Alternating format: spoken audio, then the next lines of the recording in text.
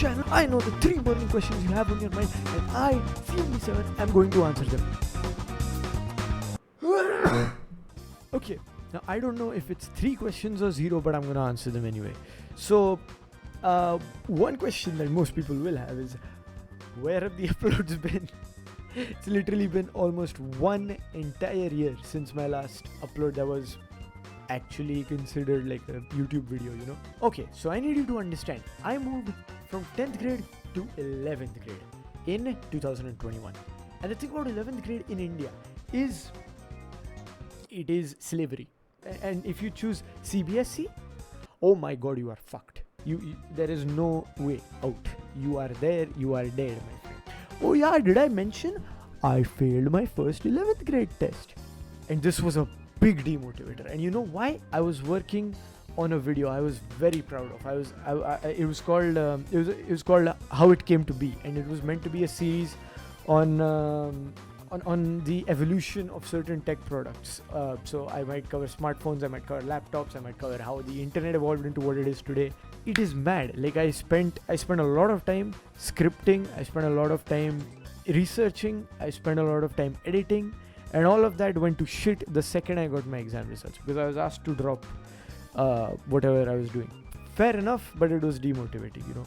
Pro tip for anyone out there who's struggling with academics: cutting yourself out from what you enjoy will not get you to success in whatever academic field you're in.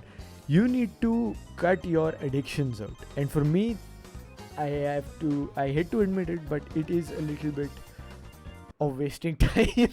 when I don't have a scheduled day, when I don't have like my Google Calendar full of just random rectangles with shit written in them, it doesn't work out. It just doesn't. I might pick it up again, but the info is outdated. I'll have to redo the full series, so it's a pain. I'll see. Let me know, like comment or something, or like this video if you want to see that happen. But the silver lining is I did not make any content. So in December of 2021, I was approached by Pratham, and he asked me to make a video for a friend of his that was working at a Web3 based startup. So I am not good at animations, and Web3 or any other explanation type videos do require animations. So I hit my boy Jaden up. We both agreed to the gig. We both got paid for the gig, and we were pretty happy with it. But the thing is, we were told exams were around the corner right after we finished the video, so we had to end that as well. But if you do want to check out the video, I'll link it in the iCard if YouTube allows me to. And the second piece of content that I did work on is my English project video. Now, we were asked to make any kind of content, a presentation, a video, an audio-based podcast based on a story or a poem that we had been taught and what values we learned from them. And the English project, my days, complete mess. Our group was a total wreck. 4 weeks before the project, it is the day that we're supposed to tell our teacher the groups that we decided for our English project. Now, my friends and I, the responsible students that we are, we definitely chose a group, didn't we? No, that's a fucking lie. None of us had chosen a group, and we were shook. But a brave soldier by the name of Brendan Badhe came to the rescue. He went, "Oh yes ma'am, actually, you know, we have a full group," and he gave all of our names, so now it was set in stone. 3.5 weeks before the project, we say, alright, you know what, let's select a topic before ma'am adds us to her hit list. So we ended up choosing the last lesson. Incredible message, and it's not just one theme, it's multiple, and you know, it's what you take from it, as you'll see from the video we've made. We go, alright, you know what, we'll start work on it from when we have 3 weeks remaining. So this is the start of January, 3 weeks remaining. 4 out of 5 group members have the vid, if you know what I mean. This definitely ends well, 100% ends well. Half a week remaining. We need to still choose what we are going to do, what form of content, what do we want to do. Initially we chose on a presentation, but then we realized we're just going to be like every other person who's doing the project. It won't be special. So we decided on doing a podcast, and I took inspiration from the Gus and Eddie podcast because I really like the vibe that they carry. I really like the truthful conversation that they have in that. It's direct, it's cool, it's got the retro theme. I love it. 2 freaking days before the video needs to be submitted, we record at 2 in the freaking morning. Two. The next day, because Jaden and I were assigned as the video editors, we had to sift through this shit. This 50-minute call, we had to get it into a 15-minute sequence. Are you fucking kidding? Why do I agree to this shit? Let me just repeat myself. 50 minutes, 10 to 15 minutes. This was gonna be a long night. Like literally, Jaden and I sat from like 9:30 till about 3:30. Yeah, so 6 hours and multiple more hours of work later, we actually ended up with something that I was pretty proud of, and I wanted to show it for that very reason. Now, enough backstory. I hope you really do enjoy the video, and I'll have a message at the end, so I'll see you after. Enjoy the video.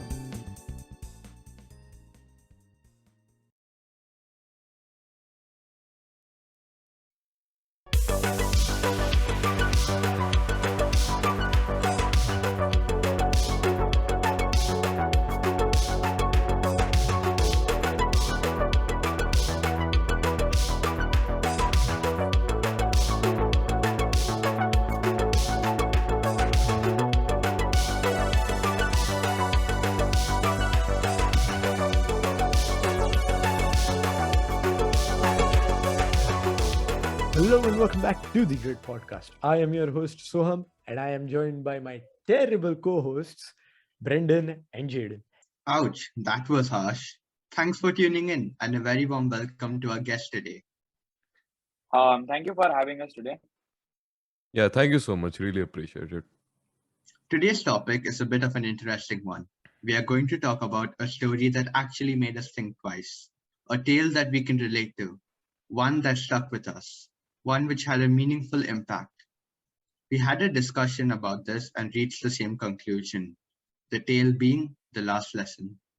Yeah, this goes against our general ID. It's just our general vibe for the podcast, because we usually just goof around with Formula One news, our opinions, just rants. But now we're actually talking about something intellectual, something related with emotions. We're in uncharted territory here. So apologies. I apologize that you have to see this. But yes, we're finally talking about something smart. Yeah, exactly. This is new. But now that we are on that topic, I think it's definitely good to have some deep conversation here and there. So So the last lesson reminds me of patriotism to a degree. So I relate myself in that. Like the first time I read it, I related myself to little Franz being there in my 9th grade classroom, and me having my history teacher. She would make every single chapter interesting. And I remember learning about the Dilli Chalo speech, about Subhash Chandra Bose's contributions, about the Indian National Congress being formed, etc., etc. So many events in Indian independence history, just like uncountable, honestly. And I was able to empathize in that moment with with Franz and everyone in that classroom and that story. Their language was taken away from them. They weren't able to learn it again. And when M. Hamel wrote "Vive la France" on the board, I immediately related it to give me blood and I will give you freedom. And Swaraj hamaza janma siddha hakka hai. That translates from Marathi into Swaraj is my birthright and I shall have it. That kind of passion, it reignited that in me. And I think I'm really glad that this is in our curriculum, because I hadn't connected with that part of me for quite a long time. Yeah, man. I mean, I agree with Soham. Of course, not with the part of history being interesting. I think for us it was more sleepy rather than interesting. But anyways, so so for me it's a little bit different. I think I related to something that I think most people related to, and that was what I took from the chapter. That was procrastination. And yeah, like just every student can relate to that. Yeah, English project. Okay. So So we put off these things for like so long, and then like when it comes to an end, we end up regretting them, you know. So it made me think about a word called memento mori, which is just something I found on the internet. You know, I don't actually read philosophy, but it's Latin for remember that you must die, which is a bit extreme in this case. But you know, I thought of it as the end. So all good things must come to an end, and you know, we must remember this, and you know, choose the tasks that we do, and you know, experience them to the fullest. So you know, even though all of that sounds really morbid, you know, to me at least, and this is not exactly covered in the chapter, but you know, if you do these things and experience them to the fullest, I think they open doorways to like more good things in the future. True, definitely. Like one experience can be the gateway to another. Yeah. I agree with you, Jaden. Nothing is more expensive than a missed opportunity. Reading this prose has taught me that one must never let go of an opportunity, for it may never come back. Most opportunities are missed because of hesitation and lack of initiative. A great example of this is in the prose itself. The village people lost the opportunity to further learn the beautiful language of French, their national language. Schools would now be held in German as the French provinces of Alsace and Lorraine were annexed by Germany after the Franco-Prussian War. Opportunities can be missed in many ways. It could be as big as missing out on a lucrative investment opportunity, or as small as not going on a field trip with your friends. The feeling of regret is natural. We must not dwell upon their losses, but instead move forward and embrace future opportunities. We have held our guests here for long enough. Let's talk to you, Pratham. What's your take on this prose? Um, what I personally learned from this entire lesson is that, pun intended, is that things can change very quickly and we must learn how to adapt with change. So change is the new constant, right? The people of Welsh, they were basically not ready for, what was going to happen to them, and they sort of took their French nationality for granted and never really respected it. Change is inevitable and we must learn to accept that fact. And the other thing that I learned was that we must live in the present moment, and because you never know what might change tomorrow. So those are sort of like the two main things I learned here. Countries can fall in a couple of days. Democracies can change into autocracies over in a couple of days. Stock markets that were previously booming can crash and burn. So in this dynamic world, we must learn how to adapt with change, accept it, and at the same time also make sure that we live in the present moment. So those are the things that I learned from this entire chapter. Yeah, I mean, to be honest, like I think my point was kind of similar, kind of going for like what you said, but to me it was more of, you know, we must expect change, and you know, when change does come, you know, you Embrace should not it. really regret it. You know, Yeah. embrace it. You know, you should not regret it, but you know, you can only embrace it if like you have spent time and you know that you have experienced this thing completely, you know, and you're fulfilled by it. Only then you can actually welcome it, you know. True True, that. true, It was very well true. put together. I resonate with your take from this prose. Now coming to Harshit, I'd be very interested to hear your thoughts on this. According to me, there is one theme we haven't talked about, which is culture and language. So the lesson emphasized the importance of mother tongue and for everybody, and it made me realize, or it made all of us realize that it is a language which gives us identity, respect, and freedom. And well, for the cultural side of the prose or theme, I think we all can relate to the journey of India's freedom. Our country also fought for its respect, language, and most importantly, culture. If it wasn't for the cultural importance, we could have easily adapted the British system which was introduced back then, but we didn't, as few things aren't meant to change. And the correlation of this chapter and the freedom struggle of India shows that cultural nationalism is one of the biggest unifying forces of a country. Guys, would you like to share your thoughts on that? I'd say, when you said change, some things aren't meant to change. I think Pratham said, change is inevitable. Yeah, I'd like to rephrase it such that, when when change is forced upon you by an external party who's not treating what you cherish Well, in this country, in this instance, France. It's not mentioned in the prose, but following this, there was a war. Change is being forced upon them. It's incredible how they managed to incorporate that. Do you guys know Bal Gangadhar Tilak? Yeah. Yeah. So also known as Lokmanya Tilak. So he was an incredible freedom fighter. He also opened Marathi schools in Pune because Yeah. back then the British were forcing the people who could afford it. They were only allowed to go into English schools, convent schools. So to counter that, people funded this. That's the beauty of it. Unity. As Yeah, one unified. unit, we fight to gain what we believe we should have. Yeah. And I think Okay. yeah. So like I want to rephrase some of the starting bits where you said because it kind of conflicted with what you're saying. That was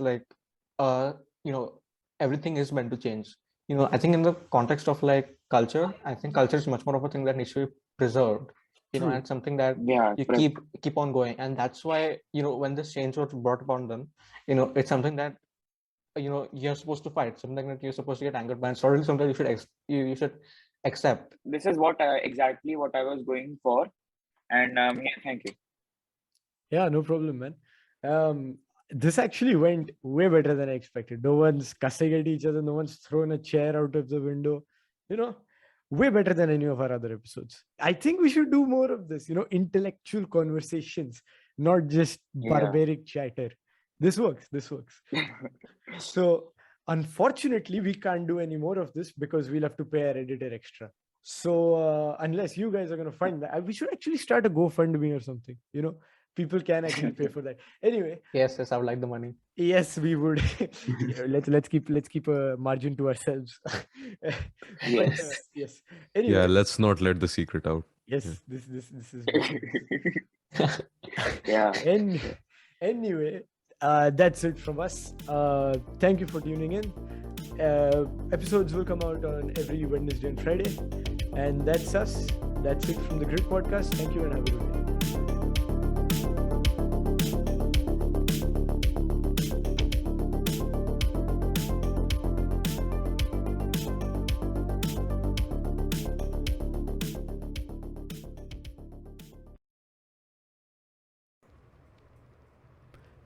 So yeah, I do hope that you enjoyed it, and I've summarized why I've been inactive for the past year, and I hope the 2 videos that I did make kind of make up for it. I can't promise that I'll consistently upload. I never really did, but let's gloss over that.